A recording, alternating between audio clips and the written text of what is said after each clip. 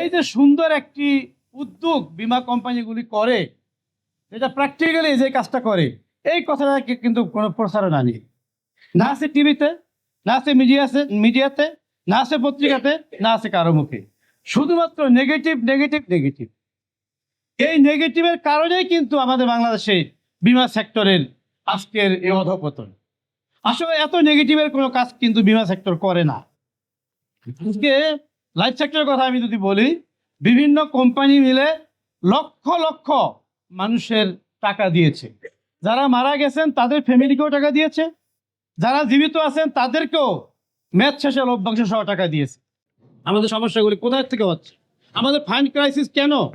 আমাদের fund crisis এভাবে হলো, যেটা আমি বললাম, এটা একটু মাথায় রাখতে হবে। কাহিনী এগুলো আপনি আলোচনা করবেন।